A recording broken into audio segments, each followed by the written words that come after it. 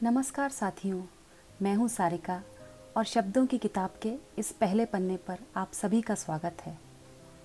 इस किताब के ज़रिए मैं ले जाऊँगी आपको शब्दों के एक अंतहीन सफ़र पे, जिसमें मेरी लिखी कुछ कविताएं होंगी और कुछ किस्से, कुछ नज़में और कुछ यूँ ही बस अनकही बातें। तो अगर आप भी हिंदी से प्यार करते हैं और इस अपनी भाषा में मुझे सुनना चाहते हैं तो इस चैनल को सब्सक्राइब कीजिए और बेल का बटन दबाइए और अपने सभी दोस्तों से जो हिंदी समझते हैं शेयर करना मत भूलिए।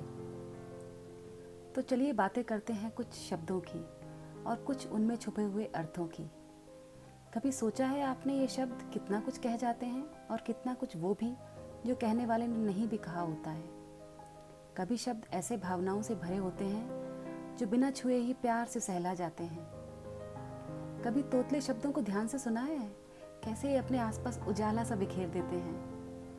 कभी किसी के शब्द ऐसे चाशनी में डूबे होते हैं कि सब कुछ मीठा मीठा सा कर देते हैं, पर अगर ये शब्द कर्कश हों तो अंदर तक लहूलुहान भी कर जाते हैं। तो फिर बहुत ज़रूरी है कि शब्दों को सोच समझ कर बोला जाए, तौल कर बोला जाए।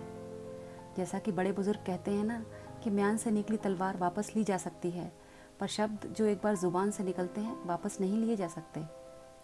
तो ध्यान रखिए कि कहीं भूल से भी हमारे शब्द किसी को दुख ना पहुंचाएं।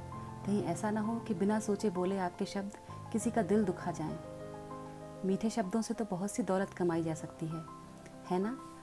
तो क्यों ना मीठा बोलकर ये दौलत समेट लें। तो आज आपको सुनाने जा रही हूँ मैं अपनी लिखी एक कविता, जिसका शीर्षक है शब्दांजलि, यानी कि शब्दों से भरी उंजली। उंजली पता है ना आपको, वो जो दोनों हाथों से मिलाकर हथेलियों का दोना सा बनाते हैं ना, वो। तो चलिए बताते हैं आपको इस कविता के बारे में। बहुत साल पहले लिखा था इसे। अपने हिंदी प्रेम के चलते हमने एक वेब पत्रिका शुरू करी थी और उसका नाम था शब्दांजलि। उन दिनों विदेश में बसेरा था और घर और देश की याद आए तो शब्दांजलि ही बहुत बड़ा सहारा थी। दिन भर बस उस पर काम करते हुए कट जाता था। हिंदी भी बस इंटरनेट पर नई नई आई थी और अपनी जगह बना रही थी। सब पाठक और लेखक एक परिवार की तरह एक दूसरे को जानते पहचानते थे। शायद उस ज़माने के कोई साथी आज सुन रहे होंगे मुझे। अगर आप में से कोई है यहाँ तो ज़रूर कमेंट करके बताइए, आपसे मिलकर अच्छा लगेगा।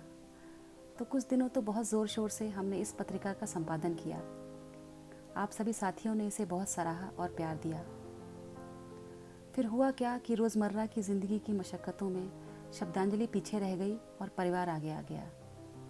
पर शब्दांजलि अक्सर ही एक कसक सी बनकर दिल में दस्तक देती रहती थी।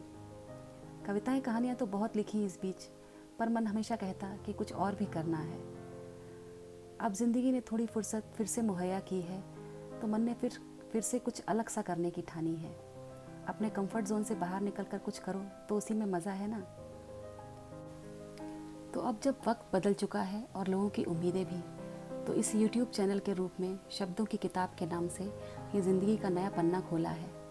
आशा है मेरी ये कोशिश पसंद आएगी आप सभी को। तो चलिए सुनाते हैं आपको ये कविता जो हमने उस शब्दांजलि पत्रिका के लिए लिखी थी।